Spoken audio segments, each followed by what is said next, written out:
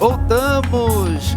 Olha, pessoal, o aumento do número de peso com as pessoas obesas na sociedade aumentou drasticamente em 50%. Hoje nós trouxemos aqui a doutora cardiologista, a doutora Nicole Queiroz, que vai falar um pouco com a gente sobre os riscos na obesidade. Boa tarde, doutora. Boa tarde. Tudo bem? Seja muito bem-vinda. Obrigada. É um prazer a gente estar sempre te recebendo. Já te recebemos na nossa cozinha, preparando uns pratos fit, né? Falando um pouquinho pra gente sobre a área da saúde, né? Minha bandeira é a luta contra a obesidade. É isso aí. Ô, doutora Nicole, aonde que as doenças em si, aonde está a sociedade, aonde que está associado as doenças no caso das crianças, da obesidade? Como assim? O que você quer saber? Das doenças, quais são os impactos? Isso, os impactos Bom, tem. das crianças são muito parecidas com os adultos, que é a pressão alta, a diabetes, o colesterol. Isso tudo acaba aumentando o risco de morte por doença cardiovascular ou cerebrovascular. Então, a gente já começa a observar um comportamento diferente das crianças do que era antigamente com esse aumento estatístico. Sim. Então, é a pandemia, é a escola, é a tecnologia que acaba distanciando da atividade física. Então, uma gama de coisas que impactam no peso das crianças. Eu estava conversando com a doutora Nicole aqui nos bastidores, né, a respeito da estatística, que são mais de 11 milhões, até 2025, mais de 11 milhões de pessoas vão estar com excesso de peso.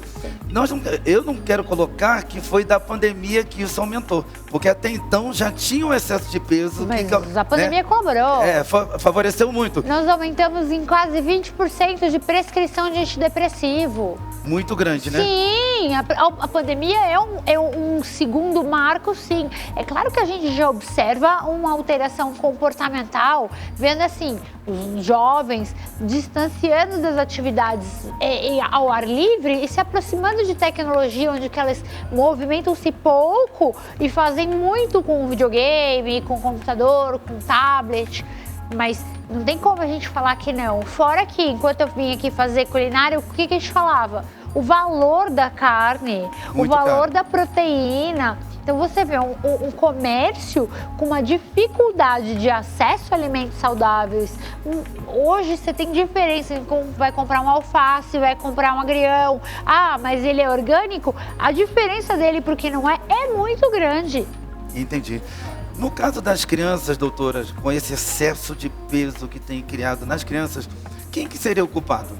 Todo mundo. Todos? Claro, não é certo, gente, não existe culpa. Não é certo eu falar, é você mãe, você pai. É claro que um hábito familiar vai refletir, mas tem a escola é do Estado, não é? E a merenda, o que vai?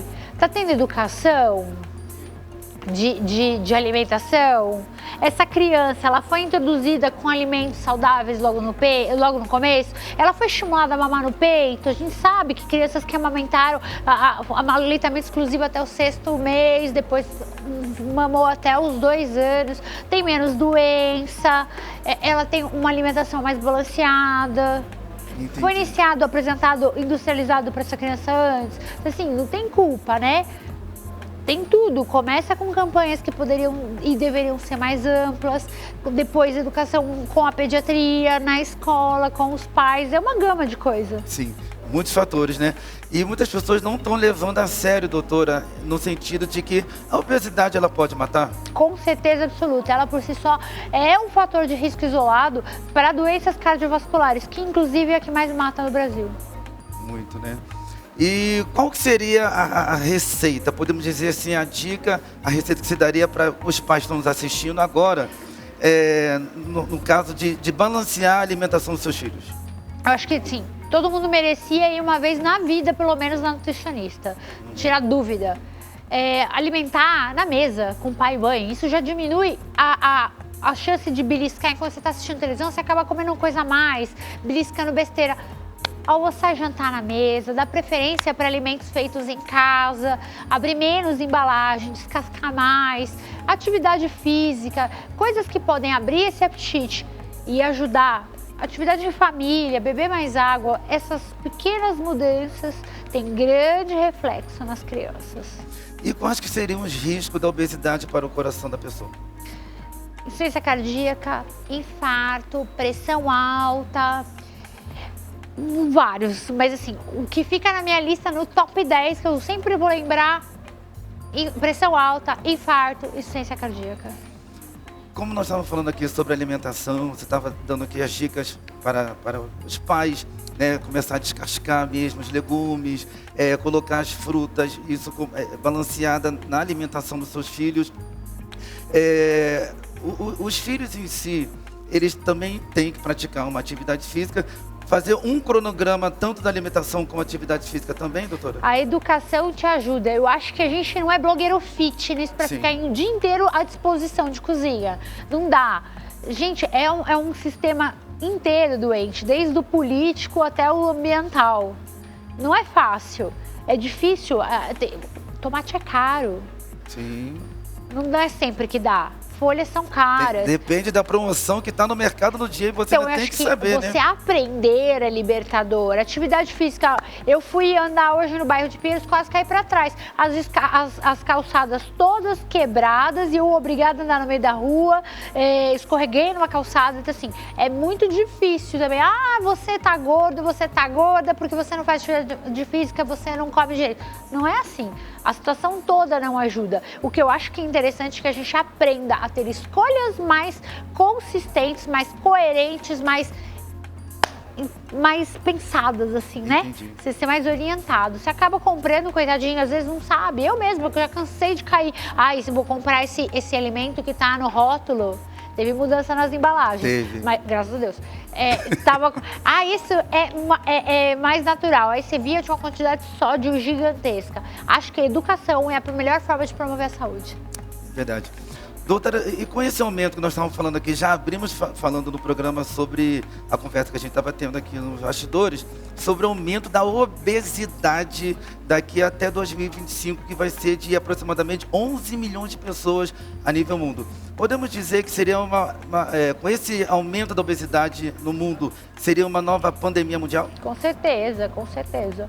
É mais um motivo que é um assunto que deveria ser abordado na política pública agora. Aproveitar, vamos ver quem é que está fazendo essas campanhas, falando que vai cuidar da saúde pública, cuidando da prevenção, aí dá mais atenção para esses candidatos, porque é o que precisa. E o coração do obeso em si, ele tem uma maior sobrecarga? Com certeza. Então, quanto mais ele trabalha, o coração é músculo. Quanto mais ele trabalha, maior ele fica. Com isso, pressão, insuficiência cardíaca, a chance vai... Para quem é obeso, é indicado o quê? Uma caminhada? Então... Para começar. Caminhada, mas caminhada. Teve dor no peito, teve falta de ar, procura um cardiologista. Uma coisa assim bem mais básica, ao invés caminhada, de entrar... Caminhada é uma atividade livre para todo mundo. Mas tem que lembrar que se sentir mal, parou. E no caso, excesso de água, né? A pessoa está sempre se hidratando. Precisa, no mínimo, 2 litros por dia, de beber bastante água. Quantos litros? 2. 2 litros por dia. Mínimo. E fazer aquela caminhada básica, tem assim uma... 150 minutos semanais, a gente pode dividir em 30 minutos 5 vezes na semana. A gente já vê que tem impacto não só na saúde do coração, mas impacto em doenças de neoplasia, câncer. Tem estudo mostrando que mulheres que se exercitam têm até 41% de diminuição de chance de manifestar o tumor de mama. Eu estou sempre na academia, doutora, e eu vejo as pessoas que são obesas, né, fazendo lá os seus abdominal e pegando peso. No meu pensamento, eu falo assim, nesse caso, as pessoas que são em excesso de peso, obrigado, com esse excesso de peso, elas precisam já de imediato entrar numa atividade física, já numa musculação, ou começa assim com... Sim, a musculação ela tem atuação direta na queima de gordura. Então, ela ajuda sim, tonifica. Não adianta só você emagrecer sem atividade, porque você acaba perdendo a massa muscular junto com a gordurinha. Então, você faz atividade física, escolhas conscientes alimentares para manter o seu músculo e perder a sua gordura. Todo emagrecimento tem perda de massa muscular, sim. A academia vem para ajudar. Precisa, assim, não tem mistério. O que faz uma pessoa perder é o déficit calórico. Então, ingerir menos caloria do que você gasta. Entendi. Nesse caso, que a pessoa está lá fazendo. Quer dizer, eu como menos do que eu gasto. A pessoa tem um excesso de peso e ela não está conseguindo fazer o quê? Emagrecer. Você é a favor da cirurgia bariátrica? Quando bem indicada, com certeza absoluta. Super. Porque a obesidade leva a doenças e a gente indica a bariátrica quando você já tem repercussão. Então, sim, sou super a favor. A gente precisa parar de romantizar a obesidade. Às vezes eu falo gordo, gorda, a pessoa, é gordofobia. Não, eu era obesa, eu fiz a bariátrica. Sério? Só fui entender depois sobre a obesidade, depois que eu já tinha passado nesse processo. Aí fui fazer pós-graduação em emagrecimento, fui estudar. Minha mente, quando eu fui educada, porque eu não sou uma pessoa, eu não sou a melhor paciente para nutricionista, eu não consigo seguir a dieta por conta do horário, porque eu não tô afim. Então, quando eu aprendi a comer, minha vida é bem melhor. 20% das pessoas têm ganho de peso depois da bariátrica. Eu não ganho nada, ao contrário, se eu bobear, eu tô numa luta que eu já perdi 1 quilo, porque eu fiquei sem treinar, que meu pai adoeceu, eu fui cuidar do meu pai, fiquei sem treinar 2 semanas. Já foi suficiente para eu consumir. Por isso que a academia é importante, porque aumenta a sua massa muscular. E aumenta o peso, por isso que peso não é a melhor medida, era aquilo que a gente estava falando antes. É verdade. A melhor coisa é fazer bioimpedância. Eita, falou e disse. E já gostaria que você deixasse já a receita da semana, porque costuma-se dizer que durante a semana de segunda a sexta, a pessoa fica naquela dieta, eu vou comer só filé de frango, verduras, frutas, mas chega no sábado e domingo, eu vou comer o lixo. É certo, é errado? É a grande erro da vida de alguém. Lembra que doença de hipertensão é uma doença silenciosa? Então você pega um dia de lixo ou pega uma alimentação de lixo e você ingere aquele fast food delicioso, mas que tá cheio de sódio. Sua pressão já tá alta. Quando você come, você faz outro boom, tendo risco de ter até derrame cerebral. Então quer dizer que a pessoa tem que fazer o quê? Podemos, no caso, fazer uma alimentação regrada durante os dias e também... Seu lixo é consciente. Você tem que ter um lixo consciente. Durante os dias? Quando você vai fazer o dia do lixo, a refeição lixo, ela tem que ser um lixo consciente. Por isso que é legal todo mundo poder ir no nutricionista, ir no cardiologista uma vez na vida, porque você faz a sua avaliação, identifica quais são as suas doenças, avalia qual que é o melhor cardápio, qual que é a melhor alimentação para você. E aí você vai, ninguém é de ferro. Todo mundo escorrega, até eu. De vez em quando eu vou ali, como um negócio ali que eu vi no da Babi ali, ó. Até eu, ó, de olho. Também gosto, a gente é gente. Verdade. Não é preciso ser radical, aí nunca mais toma um refrigerante. Nunca. Ai, mentira. Não, mentira. Eu aprendi um ditado popular, nunca diga nunca, doutor. Nunca. Eu acho que 99% dos pacientes que me procuram para emagrecimento continuam comendo. Porque é normal. Ai, não é ideal, não é. Várias coisas na vida não é ideal, mas acontece. É verdade. E eu gostaria que você deixasse o recado para os pais que estão nos assistindo, para que sirva de lição, que esses pais venham dar um start aí nos seus filhos. Qual que seria o start que você daria para os pais de orientação para os filhos? Quem aprende não depende. Eita! Aprenda sobre alimentação e adeque na sua cozinha. Não tem melhor médico para uma criança do que a mãe. As mães têm um chip que Deus pôs, que quando vira a mãe, a mulher vira uma pessoa diferente. Então, quando você ensina uma mãe, ela é capaz de salvar uma família na cozinha dela. Eita, falou e disse, essa doutora é maravilhosa, sempre nos trazendo conselhos, instruções relacionadas à área da saúde. Já esteve na nossa cozinha, trouxe conselhos maravilhosos. E olha que doutora que teve pessoas... Eu cozinho bem, hein? Maravilhosamente bem. Leva da berinjela? Eu dou meus pulos. Doutora, eu gostaria que você deixasse telefone de contato, fica à vontade. Eu acho que me procure na rede social, no Instagram, doutora Nicole, e vamos conversando. Lá tem todos os meus contatos. Beleza. Doutora, muito obrigado. Obrigado mais uma vez. Eu vou querer aqui, ó, um pedaço daquilo ali. Do hambúrguer, né? Tá bom.